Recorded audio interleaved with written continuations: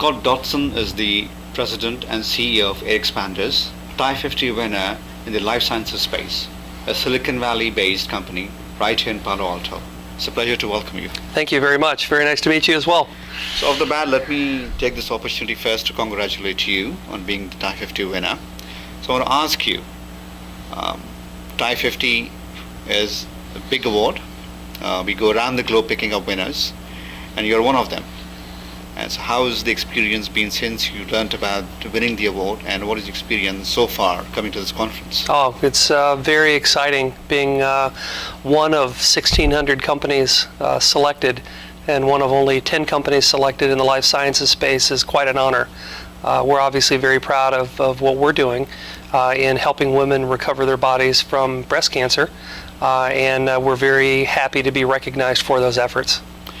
So you made the segue to what the company does. I think the good thing that I think we all liked about AirXpanders is how it is applicable to everyday humans, especially women with cancer. Yes. So, tell us about it. Absolutely. Well, the way that breast cancer reconstruction works today is that women who opt to go through reconstructive surgery after a mastectomy have to have a silicone expander placed under their chest muscle. And this means that they have to come back to their physician's office every week to have a needle placed through the muscle into that expander and have it filled. This can be quite painful for their patients. It can be very time consuming, and it can be very disruptive with regards to their schedules as well. Our technology is such that our expander is placed very similarly at the time of surgery. However, instead of having to come back to the physician's office to have it filled up with a needle, the patient simply has a small handheld dose controller that she passes over the implant and presses a button for a very precise dose of CO2 expansion medium to be delivered into the implant itself. So there are no needles involved. It's much faster for the patient, and the patient has control, whereas in traditional methods she does not. So how did this idea come about to start a company? Sure.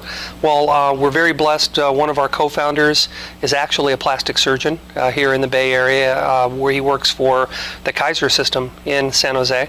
And our other co-founder is a serial entrepreneur that has worked with medical gas technology and electronics for most of his career. So given one specialist's view, he felt as though that after seeing these women come through and having challenges week after week with the pain involved with injection therapy, he had to figure that there was a better way.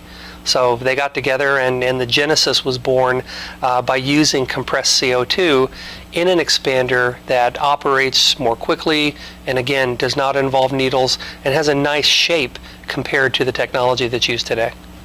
So I want to ask an entrepreneurial question. Sure. Obviously, you see there's a need for this product. People are suffering, so if something better comes along, obviously it's helpful. But in life sciences especially, a lot more money is involved in investments. Right. It takes longer time until you go through trials and the product comes out. Of course.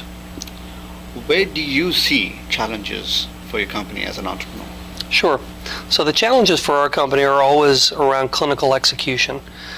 We have one trial remaining that will allow us to get our 510(k) approval and be able to commercialize the device in the United States. Concurrently, we're also looking at an execution strategy in many markets outside of the United States.